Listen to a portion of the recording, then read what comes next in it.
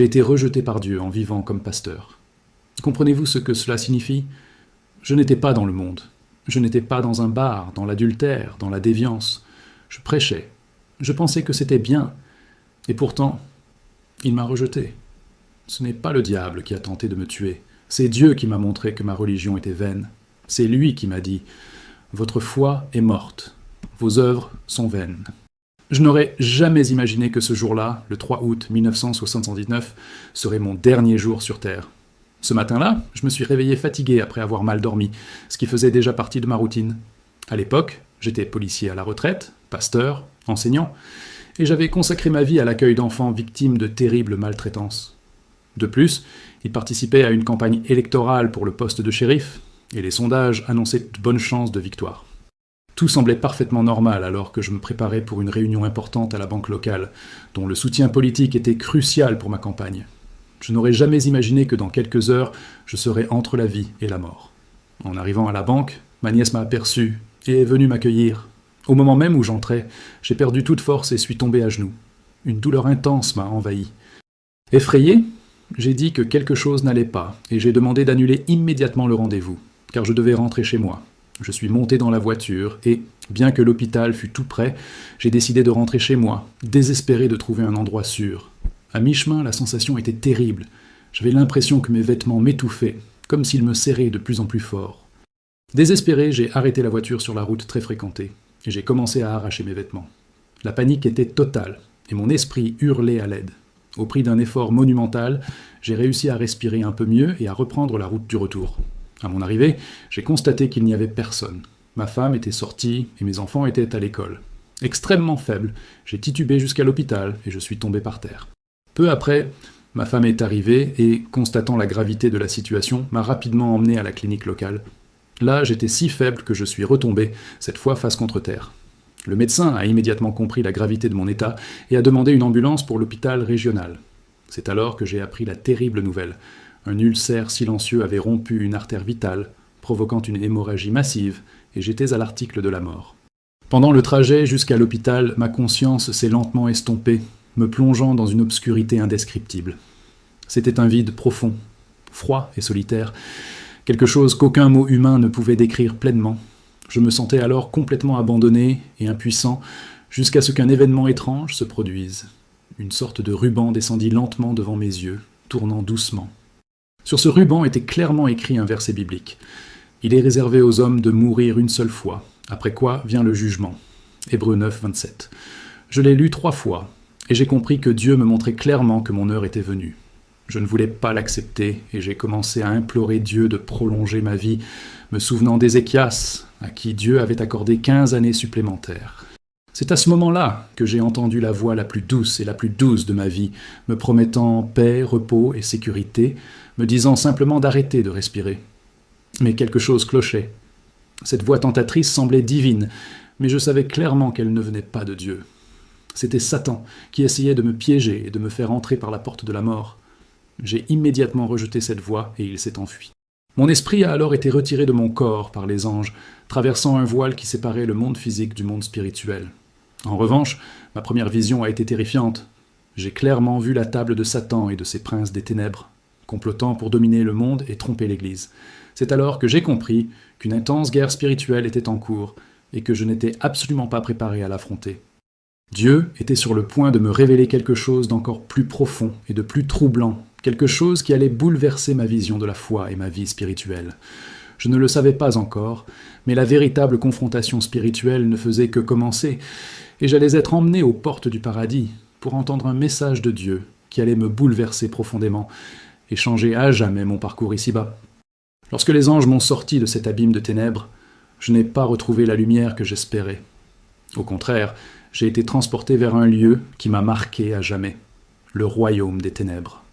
Là, devant moi, se trouvait une longue table et, autour, des créatures que je n'avais jamais imaginées. C'étaient des démons, des princes des ténèbres, chacun responsable de territoires spécifiques dans le monde. Au centre de la table se trouvait Satan.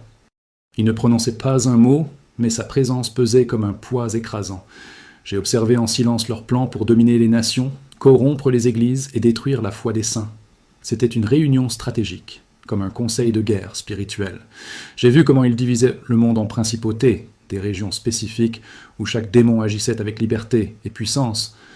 Certains s'occupaient de continents entiers, d'autres n'étaient assignés qu'à des villes, des quartiers, voire des individus. J'ai réalisé que les États-Unis étaient l'un des pays les plus attaqués. Il y avait plus d'une principauté désignée, tant la menace spirituelle que représentait l'Église et les fidèles restants était grande. Mais ce qui m'a surpris, c'est de constater qu'ils connaissaient parfaitement le fonctionnement de l'Église, mieux même que bien des pasteurs. Ils savaient où attaquer, où infiltrer les fausses doctrines, où semer la confusion. C'était une opération sophistiquée, méticuleuse et diabolique. À ce moment-là, je me suis senti terriblement pris au dépourvu.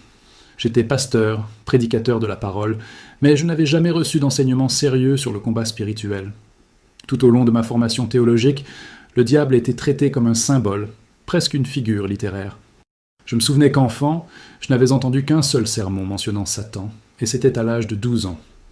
L'Église qui m'avait formé ignorait le champ de bataille, où des âmes étaient détruites chaque jour. Et là, à cette table, j'ai compris que beaucoup d'entre nous prêchaient un évangile incomplet, un évangile sans croix, sans renoncement, et pire encore, sans discernement. Les anges m'ont permis d'observer une partie de ce qu'ils appelaient le plan directeur. Voici un aperçu de ce que Jean a vu dans Apocalypse 13, où il est écrit « Il lui fut permis de faire la guerre aux saints et de les vaincre. Et il lui fut donné autorité sur toute tribu, toute langue et toute nation. » En lisant ce verset si souvent dans la Bible, j'avoue que je n'en avais jamais imaginé la véritable dimension. Mais maintenant, je le voyais de mes propres yeux. Le plan de Satan pour conquérir le monde et même l'Église battait son plein. C'était réel, c'était structuré. Et j'étais déjà bien plus avancé que je ne l'aurais imaginé. J'ai alors compris que ce qui se passait dans les églises n'était pas vain. La froideur spirituelle, les scandales, les messages creux et le manque de repentance n'étaient pas seulement des défauts humains. Ils résultèrent d'une influence directe de Satan. J'ai vu des démons chargés de propager des doctrines qui flattent l'ego humain, qui ne confrontent pas le péché et qui anesthésient l'âme. C'était ce que le Saint-Esprit appelle la religion de la barbe à papa. Des églises pleines, mais des vies vides. Des sermons sans confrontation, mais très divertissants. J'ai compris clairement. Le diable n'avait pas besoin de détruire toutes les églises. Il lui suffisait d'en infiltrer quelques-unes avec le vrai mensonge. Et là, voyant tout cela, j'ai pleuré. J'ai pleuré pour l'Église. J'ai pleuré pour moi-même. J'ai réalisé que malgré tous mes titres, policier, pasteur, assistante maternelle, je n'étais pas spirituellement prête à affronter l'ampleur du combat. Dieu m'a permis de voir ce que personne ne voit, afin de comprendre l'ampleur de l'erreur dans laquelle je vivais. La guerre est invisible, mais elle est réelle. Et la plupart des chrétiens vivent comme si de rien n'était. Cette table, ces principautés, ces plans, tout cela était plus réel que tous les sermons qu'il avait jamais prêchés. Et au fond de moi, je savais que ce n'était que le début de ce que Dieu voulait me montrer. Après cette terrible révélation sur le royaume des ténèbres, les anges m'ont emmené dans un lieu que je n'oublierai jamais, les portes du paradis. Mais ils ne m'ont pas laissé entrer. L'un d'eux m'a regardé et m'a dit « Si tu entres, tu ne pourras plus sortir. Tu devras rester jusqu'à ce qu'il te fasse revenir. » Ces mots m'ont frappé comme un éclair. J'ai compris que ma vie physique était bel et bien terminée. Pourtant, ils m'ont permis de faire ce que peu ont l'occasion de faire, présenter ma cause à Dieu. J'étais devant le Créateur, mais je ne le voyais pas. Il y avait un silence absolu, et j'ai commencé à parler. J'ai dit tout ce que je pouvais. J'ai énuméré mes emplois. J'ai parlé des enfants maltraités que j'ai recueillis, des sermons que j'ai prêchés, des études bibliques que j'ai enseignées. J'ai évoqué ma vie de service, mon passage dans la police, mon rôle de pasteur. J'essayais de convaincre Dieu que je méritais plus de temps. J'utilisais ma liste de bonnes œuvres comme défense, comme si Dieu était convaincu par le programme spirituel.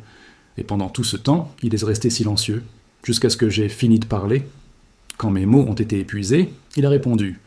Mais ce que j'ai entendu n'était pas ce à quoi je m'attendais. C'était une voix de tonnerre. Il a dit « Ta foi est morte, tes œuvres sont vaines. La vie que tu as vécue et que tu m'as offerte au service chrétien est une abomination que j'ai rejetée, pharisien. Qu'est-ce qui t'a fait croire que j'accepterais cela de la part d'un chrétien ?» Ces mots m'ont transpercé comme des lances. J'étais pétrifié. C'était comme si toutes mes années de ministère avaient été gâchées en une seconde. Moi, pasteur, être traité de pharisien par Dieu. J'étais choqué. Comme ça, je pensais servir Dieu. Je croyais connaître le Seigneur. Je l'appelais Monsieur tous les jours. Mais il m'a répondu par une chose qui ne m'a jamais quitté. Oui, tu m'as appelé Seigneur, mais tu ne m'as jamais fait Seigneur de ta vie. À ce moment-là, j'ai réalisé quelque chose de bouleversant. J'avais mené une vie religieuse, mais sans dévouement. J'avais fait beaucoup de choses pour Dieu, mais sans les lui donner. Mon ministère était rempli d'œuvres, mais vide d'obéissance. Je recherchais la reconnaissance, non la résignation. C'était comme s'il avait affiché une façade spirituelle impeccable, mais derrière elle se cachait un cœur qui ne s'inclinait jamais complètement. Et maintenant, devant le Dieu éternel, il ne pouvait rien cacher. Il voyait tout, chaque intention, chaque motivation, chaque vanité, et il m'a dit que devant lui, je n'étais rien d'autre qu'un déchet. Tout était exposé. Là, prosterné, je savais que tout ce qu'il disait était vrai. Et si, à cet instant, je m'étais jeté en enfer, j'aurais dit « Amen ». Je n'aurais eu aucun droit d'objecter. La présence de Dieu était si sainte, si juste, si pure, que toute justification humaine disparaissait aussitôt. Et le plus dévastateur, c'est qu'il n'était pas en colère, il était blessé. Il était comme un père qui aime, mais qui a été profondément blessé. Et à cet instant, le poids de la douleur que j'avais causée à Dieu est tombé sur moi. Et tout a changé. Je n'ai plus rien demandé. Je n'ai plus supplié. Je n'ai plus cherché à me justifier. J'ai juste pleuré. C'est dans ce lieu d'abandon total que quelque chose d'extraordinaire s'est produit. Les anges m'ont éloigné du trône et m'ont accordé un instant pour me ressourcer. Ils n'étaient plus attachés à la vie terrestre. Cette vie, ce corps, cette mission politique, tout avait perdu son sens. Il était prêt à accepter tout ce que Dieu décidait. Et ce n'est que lorsque ma vie n'eut plus aucune valeur à mes yeux, qu'il décida de me la rendre. Il me renvoya. Mais pas comme l'homme qu'il était auparavant. Je revins avec une mission, une clarté et une vérité brûlante dans mon esprit que le monde avait besoin d'entendre. À mon retour de ce moment devant le trône, les anges ne m'ont pas adressé la parole. Ils m'ont laissé là, en silence, digérant tout ce que je venais d'entendre. Il n'était plus le même. En moi, quelque chose était mort, et ce n'était pas seulement le corps physique qui avait disparu. C'était l'orgueil spirituel. C'était la fausse sécurité que nous déguisons si souvent en foi. C'était une religion sans abandon.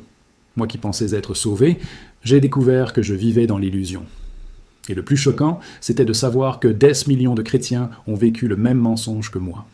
Je me suis souvenu de la réponse de Dieu lorsque j'ai essayé de justifier ma foi par les œuvres. « Vous n'avez pas fait ces bonnes œuvres pour moi. Vous les avez faites pour un faux Dieu. Ça m'a détruit. Qu'entends-tu par faux Dieu ?» Et il a complété « Tu m'as appelé Seigneur, mais tu ne m'as jamais fait Seigneur. » C'est à ce moment-là que j'ai compris. Appeler Jésus Seigneur est une chose, le faire Seigneur de sa vie en est une autre. Et cela va au-delà de prêcher, de chanter, de faire un don ou d'aller à l'église. C'est vivre pour lui, c'est renoncer à soi-même, c'est obéir même quand ça fait mal. Et la vérité, c'est que je n'ai pas fait ça. J'ai seulement fait ce qui me convenait. J'ai servi Dieu quand cela me convenait. Cette révélation m'a dévasté. Je me suis souvenu du nombre de fois où j'avais prêché des messages agréables à entendre, du nombre de fois où j'avais prié en public, mais mon cœur était loin. Du nombre de fois où j'avais aidé les autres uniquement avec l'impression de faire quelque chose de bien. Tout cela s'est révélé là, devant un Dieu qui sonde le plus profond de l'être humain. Et j'ai réalisé que j'avais mis en valeur ma propre foi. Je voulais paraître saint, non être transformé. Il voulait la reconnaissance, non la résignation. Il voulait le salut sans la croix. Et c'est dans cet orgueil spirituel que Satan a failli me surprendre, car lui aussi se déguise en ange de lumière. J'ai pensé à ce moment où Satan a essayé de me tromper en disant « Arrête de respirer, repose, paix, sécurité ». Il a utilisé la théologie que je connaissais contre moi. Il a parlé de sécurité éternelle et cité des concepts bibliques. Il m'a presque fait croire qu'il était Dieu. Mais s'il avait obéi à cette voix, il serait mort par erreur. C'est là que j'ai compris. Le plus grand danger auquel nous sommes confrontés n'est pas le diable avec une fourche. C'est le diable avec une Bible à la main. C'est le diable qui connaît la théologie, qui manipule les vérités pour nous engourdir. Il n'a pas besoin de nous tenir éloignés de l'Église. Il doit juste nous faire croire que nous sommes sauvés quand nous le sommes. C'est alors que tout prit sens. Le combat spirituel qu'il avait vu auparavant, cette table des principautés, toute cette structure démoniaque, tout cela n'avait pas pour but de détruire le monde de manière flagrante. C'était pour embrouiller les élus. C'était pour créer des religions molles. C'était pour produire des chrétiens tièdes, pleins d'arguments, mais vides de vie spirituelle. C'était pour faire croire à des gens comme moi, comme vous, qu'ils servaient Dieu, alors qu'en réalité, ils ne servaient qu'eux-mêmes. L'enfer ne craint pas un prédicateur éloquent. Il tremble devant un chrétien brisé, et je n'ai appris cela que lorsque j'ai été rejeté par Dieu. Puis les anges m'ont montré un dernier détail avant de me ramener à la vie. Ils m'ont dit qu'ils avaient vu 50 saints franchir les portes du paradis ce jour-là. 50. Et je n'étais pas l'un d'eux.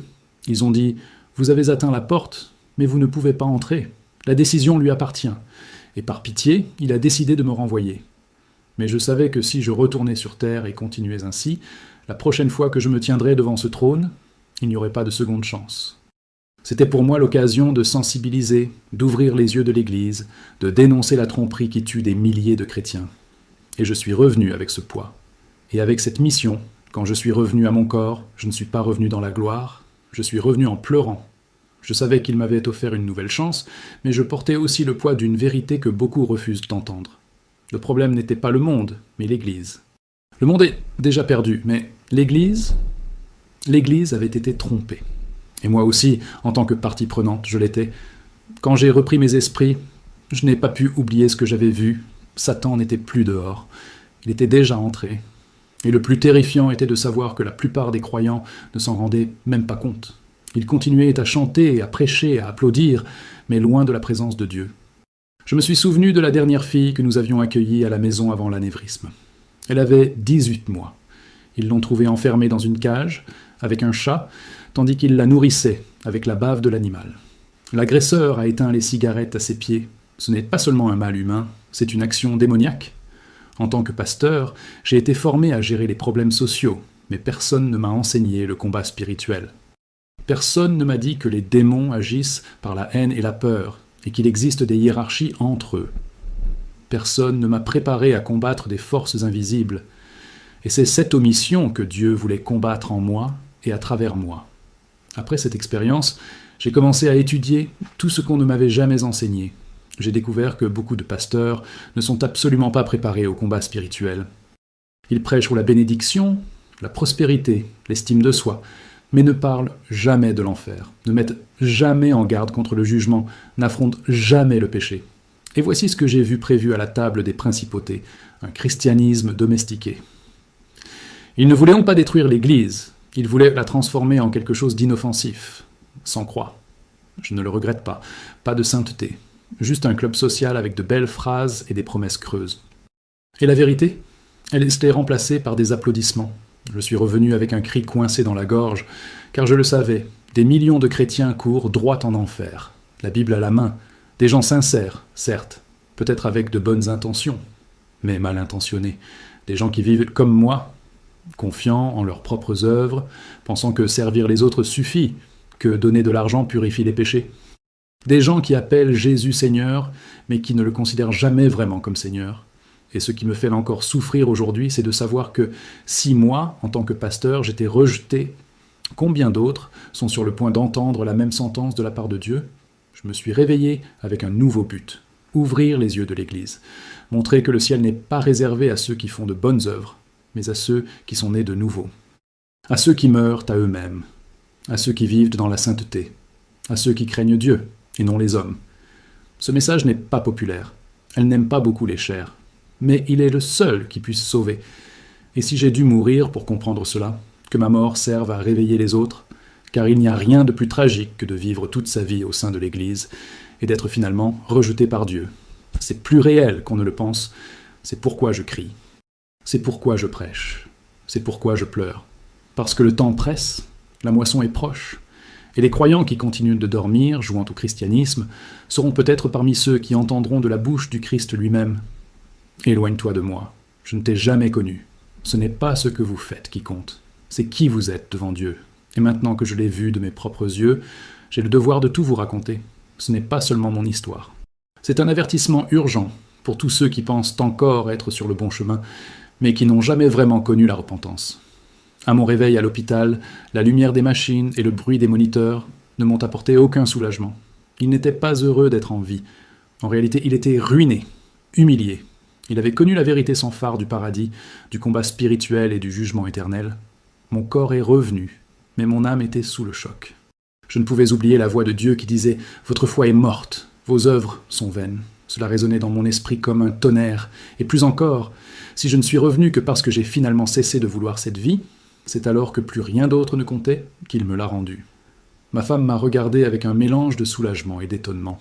Les médecins ne comprenaient peut-être pas comment elle était là, consciente, respirant, lucide. Ils disaient qu'il était cliniquement mort. L'anévrisme avait causé des dommages irréversibles. Mais j'étais là, debout. Et à cet instant, j'ai compris. Dieu ne m'avait pas ramené à la vie par pure miséricorde. Il me l'avait rendu avec une mission. Je ne pouvais pas préserver ce que je voyais. Si vous restiez silencieux, vous seriez complice de la tromperie qui conduit des multitudes en enfer au nom de Jésus. J'avais besoin de le dire, de crier, d'alerter, même s'il me traitait de fou. Même s'il me rejetait, comme Dieu m'avait rejeté avant. J'ai commencé à témoigner, d'abord auprès de mes proches. Les réactions ont été mitigées. Certains pleuraient, d'autres doutaient. J'avais des collègues pasteurs qui me conseillaient de me taire. Ils disaient que c'était trop lourd et que cela effrayait les gens. Mais comment ne pas être angoissé si j'étais moi-même presque condamné en me croyant sauvé? Comment adoucir l'enfer? Comment cacher la douleur de Dieu lorsqu'il rejette quelqu'un qui se prétend chrétien? Non, je n'allais pas édulcorer quoi que ce soit. Impossible. Ce que je voyais était trop réel, trop terrible. Et chaque fois qu'ils essayaient de me réduire au silence, je me souvenais de cela. Satan a failli me tuer d'une voix douce, en disant « Repose-toi, paix, ne souffre plus ». Bon, cette phrase ne m'a plus jamais quitté. Et aujourd'hui, quand j'entends des prédicateurs dire que tout va bien, que Dieu comprend, que personne n'est parfait, je retrouve le même mensonge qui m'a presque envoyé en enfer. Le même langage doux, dénué de toute peur, et cela me fait mal de savoir que beaucoup se nourrissent de ce mensonge chaque dimanche. J'ai repris l'étude de la Bible comme jamais auparavant. Maintenant, non plus pour prêcher, mais pour vivre. J'ai découvert que je savais comment prêcher des textes, mais je n'avais jamais permis à ces textes de me prêcher. J'ai parlé d'une croix, mais je n'ai jamais porté la mienne. Il a parlé de l'esprit, mais n'a pas entendu sa voix. J'ai parlé du paradis, mais j'ai failli finir en enfer. J'ai alors compris que Dieu me donnait un message encore plus clair, retournez parler à mon Église. Dites-leur que je les connais, et que beaucoup, bien qu'ils parlent en mon nom, ne m'ont jamais appartenu. C'était comme s'il me disait « Howard, ne retourne plus en chair comme avant, ne parle plus comme avant, meurs à tout ce que tu étais, et vis seulement pour m'obéir. » Cet ordre brûlait en moi comme un feu. Il n'y avait plus de place pour les performances, ni pour l'ego, ni même pour les applaudissements. Il n'y avait qu'un seul appel, alerter, confronter, réveiller ceux qui sont encore trompés comme je l'ai été pendant tant d'années. Je suis revenu, mais pas en survivant. Je suis revenu en envoyé.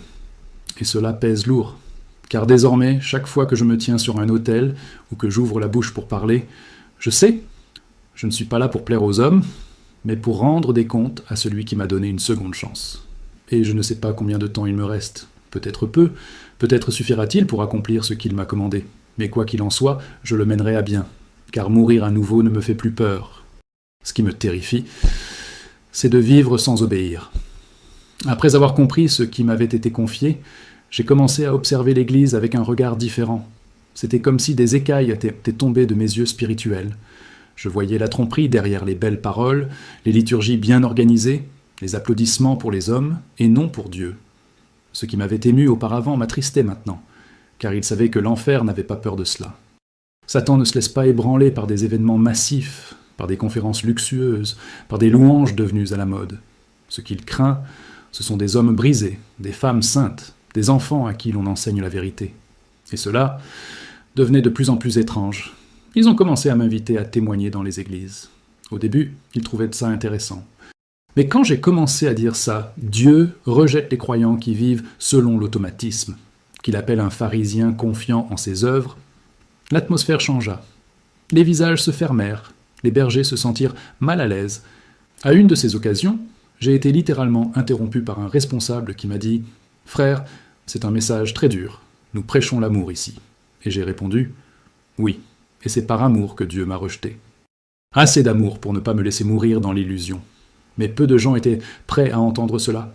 La plupart désirent un Jésus qui console, mais ne corrige pas, qui pardonne, mais ne confronte pas. Ils veulent un sauveur, sans Seigneur. Et voici ce que l'Esprit m'a clairement montré. L'Église moderne a construit un Jésus imaginaire, un Christ culturel, adapté aux désirs de l'homme, un Jésus qui n'exige pas la repentance.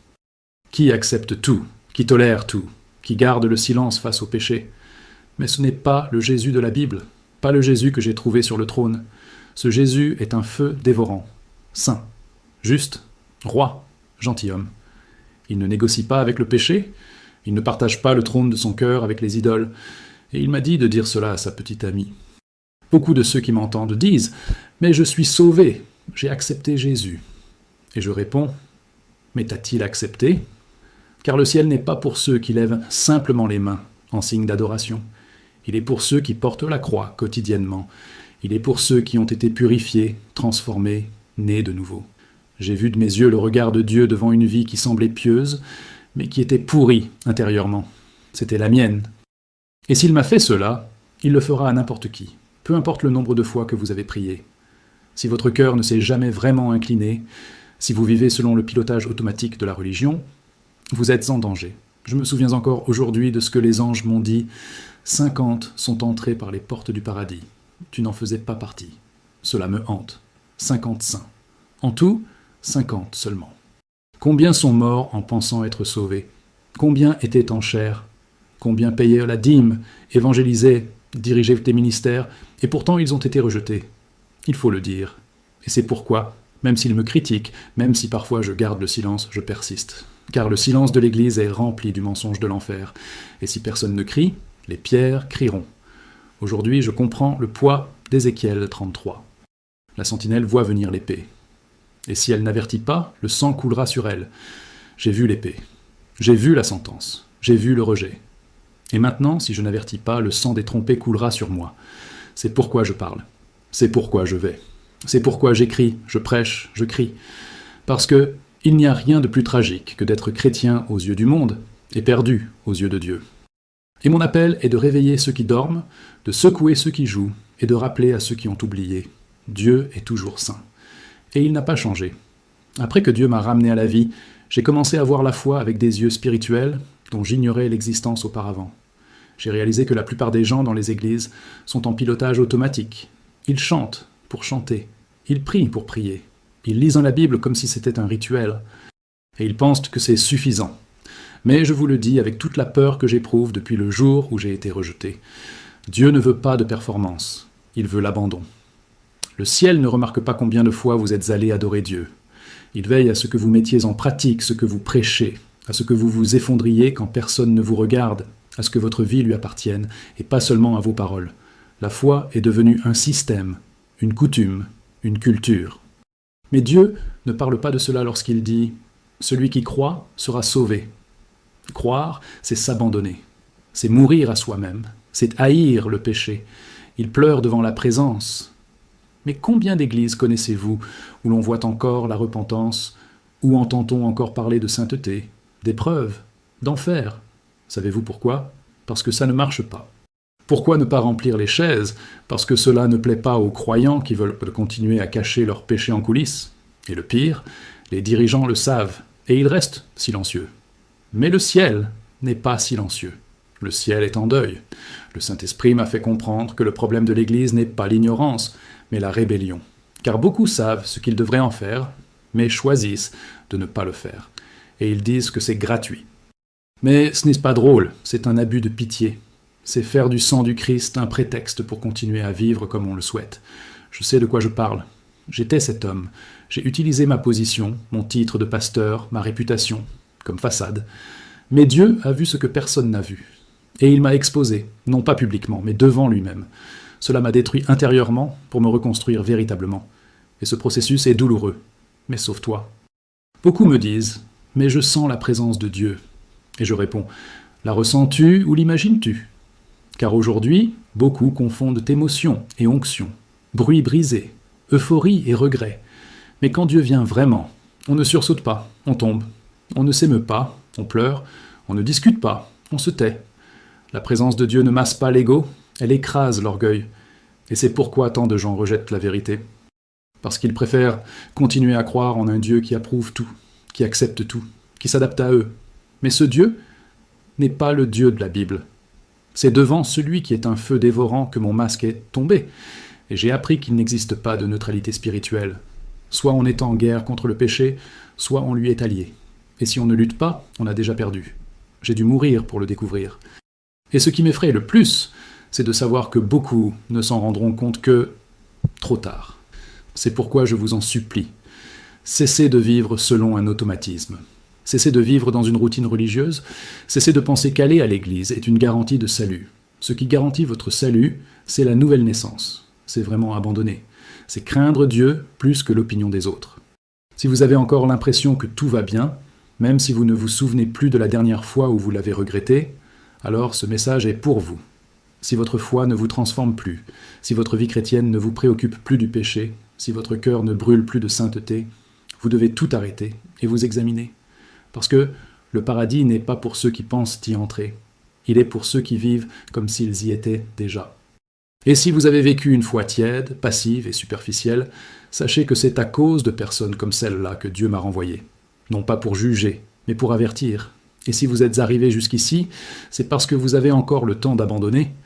Chaque fois que je raconte ce témoignage, je sais que je m'adresse à des personnes qui n'entendront peut-être plus jamais ce genre d'avertissement. Non pas parce que le message n'est pas disponible, mais parce que le temps presse. Et beaucoup ne veulent pas l'entendre. Ils préfèrent rester aveugles, anesthésiés, occupés par le présent. Ils veulent que Dieu soit avec eux, mais ils refusent de le suivre. Et je dois le répéter, même si cela fait mal. J'ai été rejeté par Dieu en vivant comme pasteur. Comprenez-vous ce que cela signifie ? Je n'étais pas dans le monde. Je n'étais pas dans un bar, dans l'adultère, dans la déviance. Je prêchais. Je pensais que c'était bien.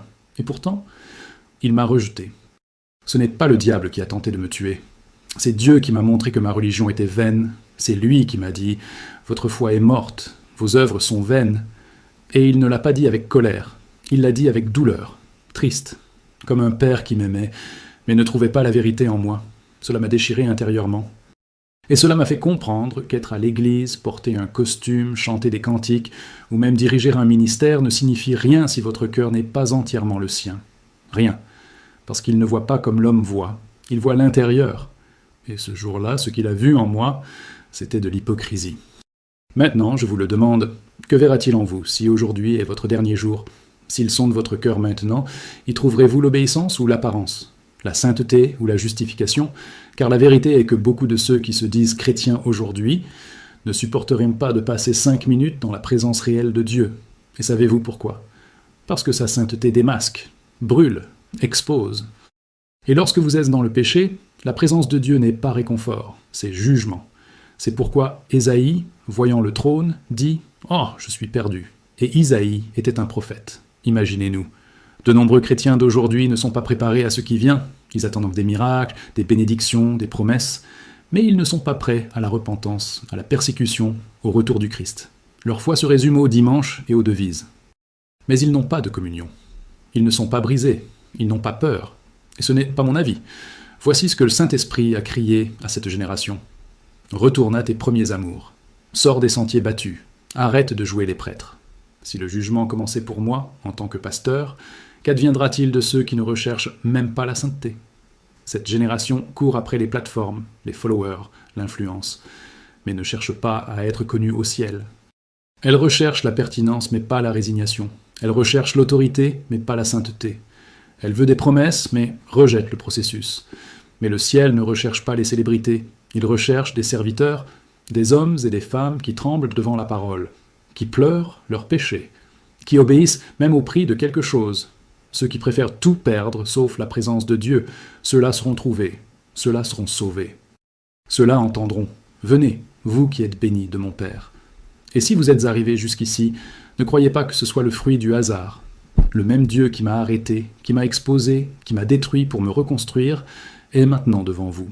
Non pas avec une main fermée, mais avec un appel. Non pas avec une condamnation, mais avec miséricorde. Mais c'est la dernière chance pour beaucoup, car le temps ne s'arrête pas. La porte est toujours ouverte, mais elle se fermera. Et lorsqu'elle se fermera, il n'y aura plus de témoignages, plus de temps, plus de retour. Voilà pourquoi, si vous écoutez la voix du Seigneur aujourd'hui, n'endurcissez pas votre cœur. Rendez-vous, tant qu'il est encore temps. Nous sommes arrivés au terme de ce témoignage, mais la fin n'est pas ici pour moi. La fin est pour vous. Car maintenant, après tout ce que vous avez entendu, vous ne pouvez plus dire que vous ne saviez pas. Vous ne pouvez plus ignorer l'état de votre âme. J'ai été rejeté par Dieu, même si j'étais pasteur. Je pensais pourtant avoir raison. Et s'il m'a rejeté, il peut rejeter quiconque vit une foi sans renoncement. Ce n'est pas une menace, c'est de l'amour. C'est l'amour d'un père qui préférerait vous faire du mal maintenant, plutôt que de vous perdre à jamais. C'est le cri d'un Dieu qui donne encore du temps, mais qui ne le donnera pas pour toujours. La vérité, c'est que beaucoup entendront ce témoignage et continueront comme ils sont. Ils le trouveront fort, passionnant, bouleversant. Mais cela ne changera rien. Car beaucoup de chrétiens se sont habitués à une foi tiède, ils ont appris à ignorer le Saint-Esprit. Ils ont perdu la capacité de se briser, et ils continueront comme ça, jusqu'à ce qu'il soit trop tard. Mais si une seule personne entend cela et tombe à genoux, se repent, brise son cœur devant Dieu, alors tout cela en vaudra la peine. Car c'est là la vraie victoire. Ce ne sont pas des applaudissements. Ce n'est pas une scène, c'est le salut. C'est la réconciliation. C'est une nouvelle naissance. Aujourd'hui, je comprends que Dieu ne m'a pas laissé retourner seul sur terre. Il m'a ramené à toi. À tous ceux qui écoutent ceci en ce moment, à la maison, en voiture, au travail, au petit matin. À ceux qui se sont peut-être déjà égarés, mais qui ont encore une étincelle de peur en eux. À ceux qui ont été blessés par les églises, mais qui manquent encore de Dieu. À ceux qui s'enfoncent dans le péché secret, mais qui pleurent encore dans l'obscurité. Dieu vous voit. Il vous a amené ici, et il vous dit « Il est encore temps, mais c'est peut-être la dernière chance. N'endurcissez pas votre cœur, ne remettez pas à plus tard, ne négociez pas. Si vous sentez que le Saint-Esprit vous parle en ce moment, arrêtez tout, fermez les yeux, et abandonnez. Pas avec de belles paroles, mais honnêtement. Dites-lui « Seigneur, pardonne-moi, purifie-moi, brise-moi. » Transforme-moi, débarrasse-moi de cette religiosité, libère-moi de la tromperie. Je ne veux pas être comme ceux qui se croient sauvés et qui ne le sont pas. Je veux naître de nouveau. Je veux vivre uniquement pour toi. Si cette prière vient de ton âme, si elle est sincère, le même Dieu qui m'a rejeté vous accueillera. Le même Dieu qui m'a renvoyé vous renouvellera. Parce qu'il est juste, mais aussi miséricordieux. C'est la fin de mon témoignage, mais cela pourrait être le début de votre vie. Maintenant, le choix est entre vos mains. Soit vous continuez comme vous êtes, soit vous décidez de tout changer aujourd'hui. Je suis allé au ciel. J'ai vu le trône, j'ai vu les anges, j'ai vu le plan de l'enfer. J'ai été jugé, j'ai été rejeté, mais j'ai été restauré, parce que je me suis donné, et s'il m'a fait cela, il peut le faire pour vous, mais seulement si tu le veux vraiment. N'écoutez pas cette histoire comme si vous regardiez une vidéo, mais comme quelqu'un qui reconnaît que le temps de grâce est arrivé à son terme, et que la porte est sur le point de se fermer. Maintenant, c'est toi et Dieu. Et je termine par cette phrase qui n'a jamais quitté mon âme. Ce n'est pas tout homme qui me dit « Seigneur, Seigneur » qui entrera dans le royaume des cieux. Il ne s'agit pas de dire, il s'agit de vivre. Il ne s'agit pas de savoir, il s'agit d'appartenir. Et aujourd'hui, plus que jamais, il s'agit de choisir.